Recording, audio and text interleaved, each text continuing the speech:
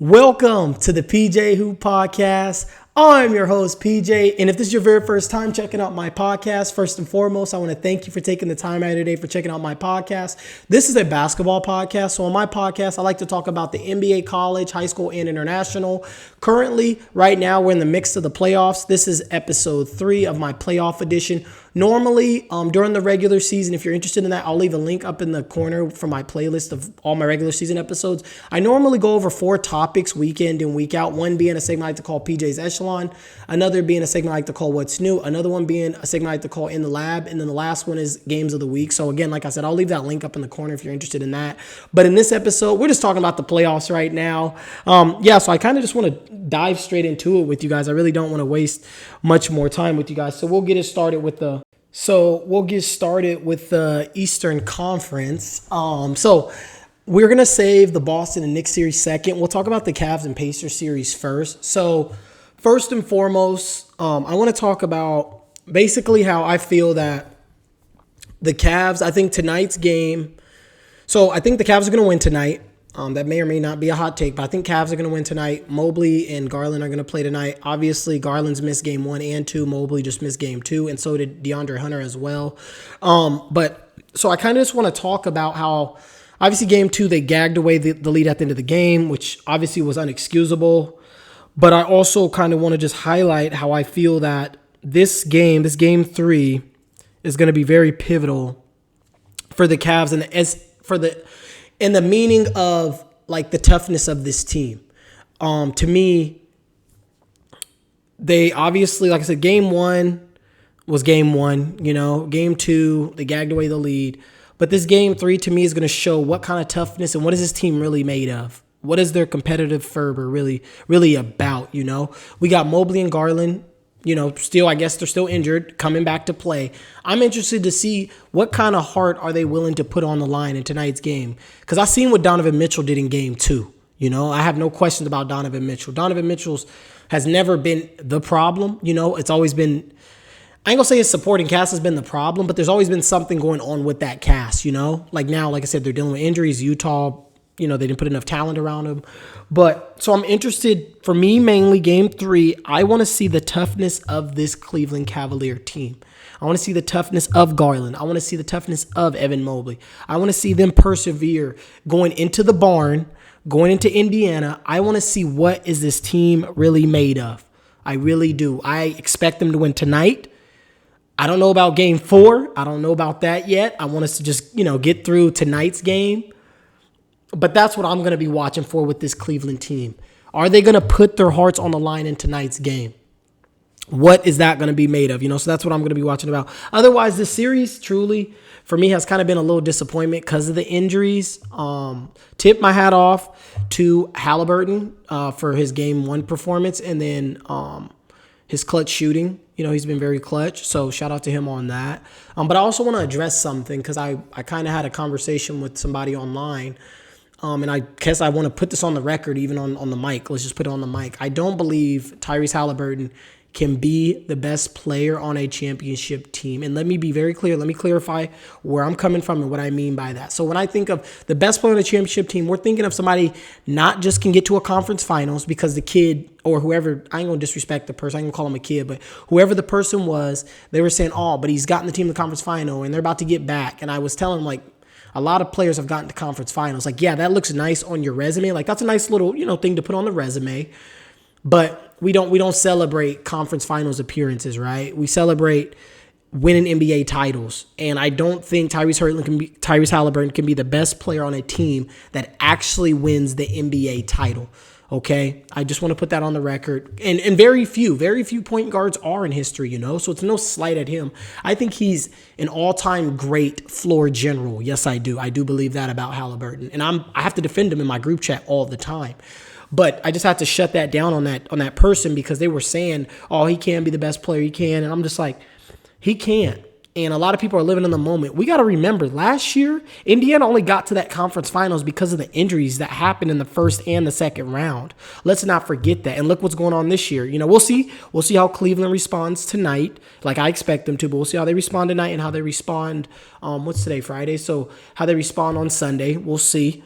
But yeah, I just have to address that whole Tyrese Halliburton thing because, yeah, that's just my opinion, And like I said, I respect this game and all, but I just have to put that on the record. Like, pump the brakes. I think right now in the NBA, actually, I'm not gonna go there. We're not gonna go there. We're gonna stick with the playoffs. I was about to go on a tangent, but yeah. So I expect Cleveland to win tonight. We'll see how Evan Mobley and Darius Garland how they look tonight when they're out there on the court, and then how do their bodies respond to recovery going into Sunday, having Saturday off and then going into Sunday, we'll see. But I will say, like I said, I got Cleveland winning tonight's game. I do. I think it's going to be a thriller. I think it's going to be a great game.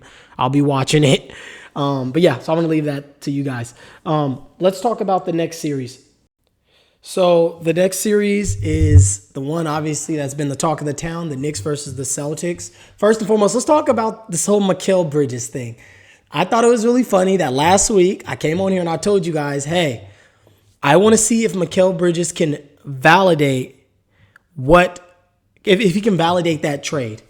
I told you guys that, and up to this point, it's been 2 games, but he has validated it. So I just thought that was just really funny how I pointed that out. I told you guys that was the main thing I was going to be paying attention to in the series, and he's been great. He's been really great on the defensive end. Offensively, not shooting well, but that's okay. He's playing really great defense, and he's made some really big plays. So I'm not going to sit up here and talk much more about that. I just wanted to bring that up to you guys because, again, last week, this was a key, and this was something I highlighted to you guys. Hey, this is something that I'll be watching for and something you should be paying attention to. But I also want to give some love. We got to give some love to Mitchell Robinson. Mitchell Robinson has been great. I loved his defensive play at the end of last game. And him and Cat. Cat has played very well as well. We got to give Cat some flowers. I think right now Cat's he's averaging like 18, I think like 14, 15 rebounds, shooting, I think like 52% from the field. He's only taken, I think, 2 threes this whole series. Don't quote me on that. But I think he's only taken about 2 threes this whole series, and he hasn't hit a 3 yet. So I do want to give Cat some love, I do want to give him some love because he's playing well. But also another guy that I want to give some love to that I haven't seen nobody give him his flowers or talk about him, and that's Josh Hart. Josh Hart has been the heart and soul of this team all year, but specifically in this series, Josh Hart, I'm going to just give you guys his splits and what he's done so far this series. Josh Hart is averaging 18.5 points a game. He's averaging 8.5 rebounds per game, 4 offensive, 3 assists, 1 steal, 1 block. He's shooting 58% from the field, and he's shooting 36% from 3, and that's Josh Hart. He's been the most consistent offensive player for the New York Knicks these last 2 games, so I have to tip my hat and give my respects to Josh Hart, and you guys should as well, because he's holding his team up. Also, if you guys didn't know, New York became the first team in NBA playoff history to come back in back-to-back games from 20 points. So shout out to the team in whole. That just shows their perseverance. But I also want to talk about, we'll talk about Boston now, okay? Let's talk about obviously Jalen Brunson's been clutch and whatnot too. OG's played great defense and whatnot, but I just want to show love to those players on the Knicks. Let's talk about Boston. Boston offensively, they're kind of one-dimensional, It's either drive and kick for a 3, or it's ISO Jalen, ISO Tatum, and then kick for a 3 or go one-on-one. That's not a way. You can't win NBA title that way. In my opinion, for a team to win an NBA title, you have to be able to play multiple different styles. You got to be able to play fast when need be. You need to be able to play slow. You got to play a grimy game. You got to play a more psychological game. There's games where it's going to come down psychologically. And Boston just is not there right now. This is why, I didn't pick them to win the title. But also, in my opinion, I would like to see Boston run more plays like at the mid post and the high elbow for Tatum and for Brown. I think that would work. I think that'd be amazing for this team. I think also gives them a different look in the crunch time, but also just throughout the flow of the game. I think it could also just open up things for other players and even that player themselves, Tatum and Brown they're both very strong people. So that's just something I would like to see. I do want to give you guys my opinion. I told you guys this, 2 months ago about Boston, how I felt that this could be their last dance, the little mini last dance or whatnot. But we'll see. I want to give you guys my opinions for the next couple games. I do believe Boston will win Game 3. I think they win Game 3. I think they We'll see what happens in game 4. Game 4, I'm kind of like up in the fences about it. But I do think they win game 3. I think they win game 5. We'll see what happens. I think they'll lose potentially game 4 because the Knicks are due. The Knicks have not played good offensively. Neither team has really played really well offensively. So I know for sure New York is due for a game where they play very well. So I know New York's going to at least win one more game. But yeah, I'm interested to see how the rest of the series go. But I do think Boston wins game 3. I think potentially they lose game 4.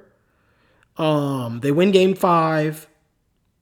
I expect them to come back in the Garden and potentially win game 6. But I'll hold off. I'll hold off for 6 and 7. Let's get through 3, 4, and 5.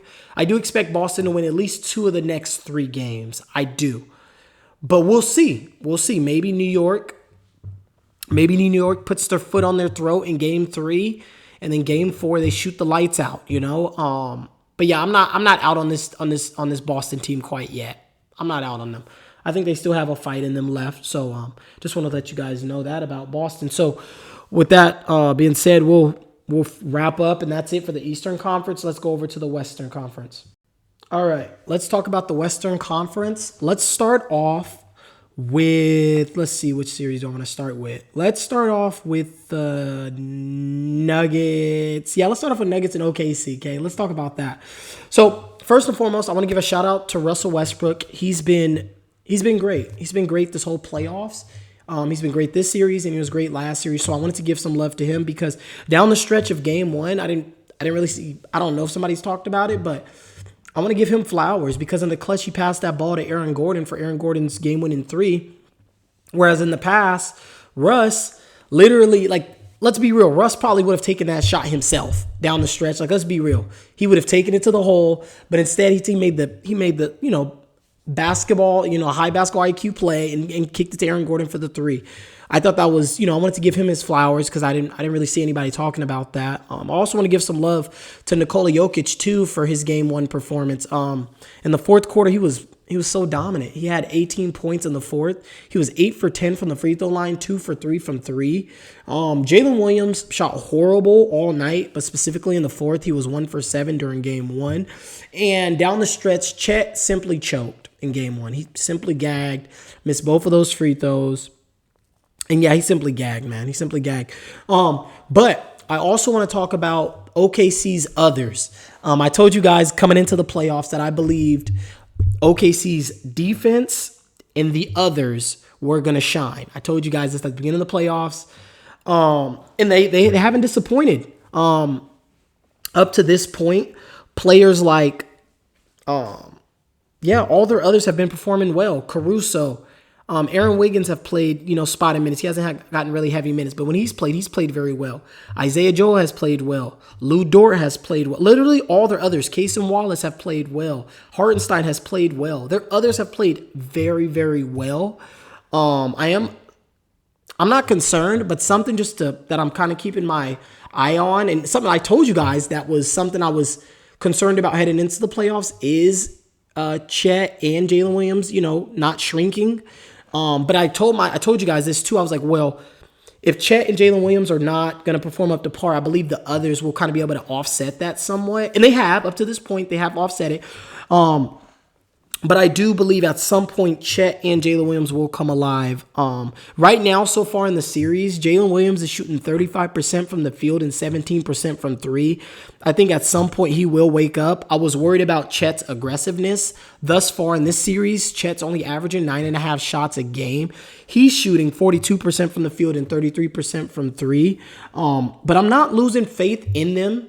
But this was something I literally told you guys about heading into the playoffs.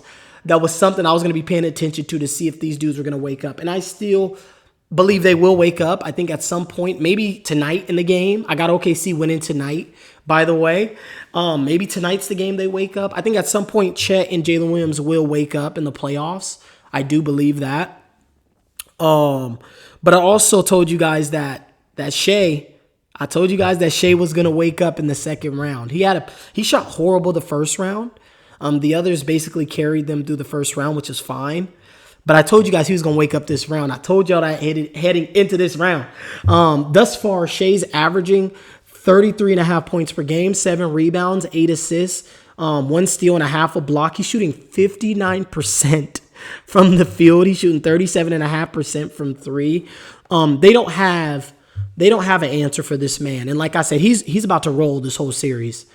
Like I said, he shot horrible last series. And basketball is a game of rhythm, in my opinion. And honestly, just about every sport is about rhythm, you know? So I knew he was going to wake up. And I believe that OKC smells blood in the Mile High City. I believe it. I think they win tonight. We'll see what happens in game 4. But I do think they're going to win one of these games in Denver, if not both. Yeah, I'm feeling good about OKC. Let's talk about the next series. Let's talk about the Warriors and the Timberwolves. Unfortunately, obviously, we lost Steph. I think the Warriors did find something, though, this last game with playing Jackson Davis and Kuminga. Playing those young guys, young athletic guys that can kind of keep up with some of these Timberwolves younger players. I think they're going to have to play those two players going back to Golden State. And in my opinion, I heard some of the broadcasters, they were like, "Oh, why is Jimmy Butler why is Jimmy Butler being passive? Why is he not being aggressive?" I think Jimmy Butler is similar to LeBron in the sense of, you guys know game 1 Bron. Y'all know Bron likes to sit back and just analyze game 1, I think Jimmy Butler was doing that last game, in my opinion. I think when they play, I believe they play tomorrow. I think they play tomorrow. I'm pretty sure they play tomorrow in Golden State. Whenever they play next, I think Jimmy Butler's going to activate. I think Jimmy Butler understands, if I can just grab one of these 2 games in Golden State, then we got a chance. Because if they grab one of these games, if Steph comes back, it'll probably be game 6, I'm assuming, is when he'll get back. If he comes back, it's probably going to be game 6. And even in game 6, he might not be okay because, you got to get up to basketball speed. He also has to be careful because those muscles, that high intensity going, basically from nothing to revving up to playoff basketball and having that high intensity could cause a real, strain or a tear on his hamstring. So he needs to be careful anyways. But yeah, I think Golden State sees this as, okay, this is basically a 2-game series. That's how they're envisioning it, I bet. I'm positive. It's like, okay, we see what they did in game 2 in Minnesota. Game 3, let's grab game 3. Let's try and grab game 3 from them. I think Golden State's mindset is try to grab at least game 3, if not game 3, game 4. One of these 2 games in Golden State, I think, is Jimmy Butler's mindset, and I think we're going to see him activate. I think we're going to see playoff Jimmy, if not in both of these next 2 games, at least in one of them. I believe he's going to activate. But also, I want to talk about Ant for a second because Ant he's not been shooting this well. He hasn't been shooting this well during the playoffs. For comparison, during the regular season, he shot 45% from the field and shot 39.5% from 3. In the playoffs, he's shooting 42% from the field and 33% from 3. For me, and, people, they'll say, oh, he's similar to Mike and whatnot. In my opinion, I don't think he's Michael Jordan. I've never said that. I don't believe he's that necessarily. I love Ant. Ant's for sure one of my favorite players to watch, and just watching because Ant's one of us. You know what I'm saying? He's one of us. But to me, these next 2 games is going to tell me where Ant really is with his maturity level on the court. Because in my opinion, they're without Steph Curry. Yeah, they got Jimmy Butler and Draymond.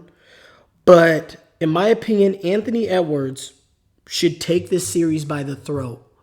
He should be trying to take this series by the throat and impose his will on this series.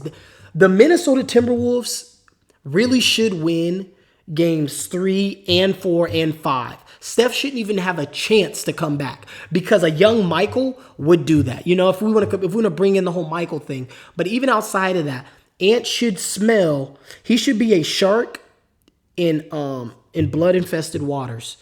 He should be a great white shark in a pond full of guppies. He should be trying to rip Golden State apart in game 3 because he hasn't exploded yet in one of these games. So he's due to explode, of course, and I think he will eventually. If not, at one of these games, at some point during the series, he's going to explode, I think. Because he even talked about it in his press conference. He's like, yeah, they're really not letting me shoot threes. I gotta be better at finishing. And he said that. He said he got to work on his finishing. So we're going to watch. We're going to see what Ant is made of these next couple games, in my opinion. Because to me, the greats, like the greats of the greats, they smell weakness and they pounce on it. You get what I'm saying? They become those lions looking at the gazelle that's limping, you know? And I want to see that from Ant over these next couple games. Is what I'm looking for. But the whole team, so I'm going to we'll leave that alone. You know, I just have to let you know about Ant because I love Ant, you know, so I need to see him perform, you know? Perform, dude. Take this series. It's yours for the taking. Take it. Take the series. But this whole team, Minnesota as a whole team, has not been shooting well. During the playoffs, they're shooting 32% from three. And during the regular season, I think they were the best three-point shooting team in the NBA this year, or top three. They're for sure top three. They shot 38% during the regular season. So I'm interested to see if them as a whole team can come alive, you know. But it all falls back on Ant. I'm putting this heinous on Ant. There's no reason for this man not to take over this series. Outside of, you know, Jimmy Butler activating. But even then, Ant should be like, I'm taking this. This is mine. I want him to be a killer over these next 7 days. I want to see Ant kill. Sorry, you guys. I'm just a little passionate about it because I'm just like, bro, it's there for the taking, dude. It's there for the taking. So we'll see if he takes it. But otherwise, I want to thank you guys for taking the time out of your day for watching my podcast. I'm your host, PJ, and PJ is out.